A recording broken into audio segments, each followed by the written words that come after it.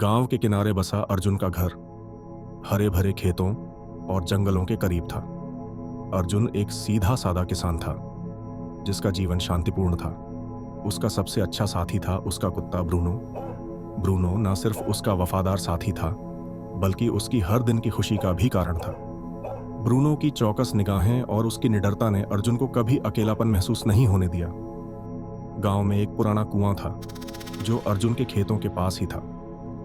वह कुआं किसी समय बहुत उपयोगी था, लेकिन वर्षों पहले गांव में एक दुखद घटना घटी। कहते हैं कि एक महिला ने धोखे और अपमान से टूटकर उस कुएं में छलांग लगा दी थी। उसके बाद से वह कुआं उजाड़ और डरावना हो गया। गांव वालों का मानना था कि उस कुएं में महिला की आत्मा फंसी हुई है और वहां जाने वालों को अजीब अजीब चीजें महसूस होती थीं।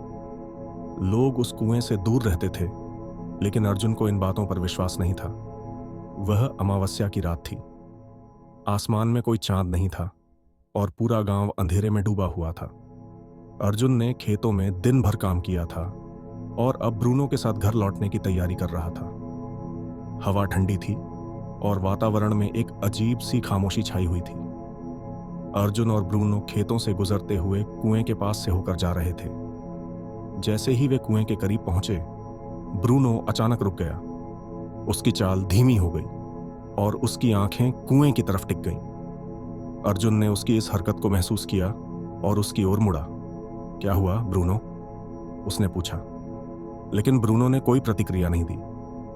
उसकी पूंछ नीचे झुक गई थी और वह भौंकने लगा, लेकिन उसकी भौंकने की आवाज डर और चिंता से भरी हुई थी।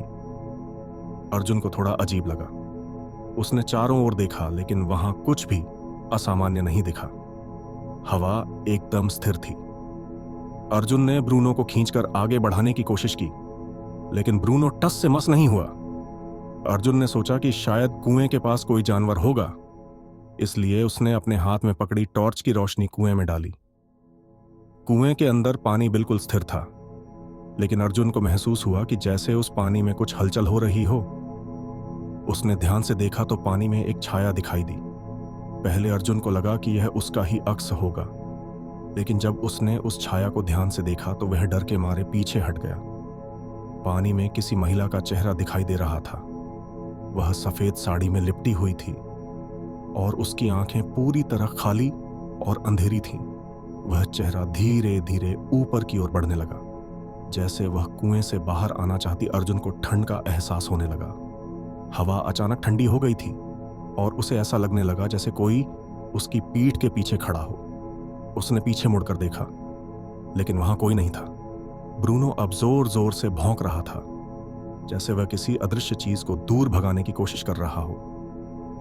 अर्जुन ने डरते हुए कुएं से दूर जाने का फैसला किया, लेकिन तभी उसे लगा जैसे उसकी टॉर्च की रोशनी मंद पड़ने लगी हो। हवा में अचानक सरसराहट की आवाज आने लगी और ऐसा लगा जैसे कोई कुएं के पास धीरे धीरे चल रहा हो। अर्जुन को लगा कि वह छाया अब उसके और ब्रूनो की ओर बढ़ रही है।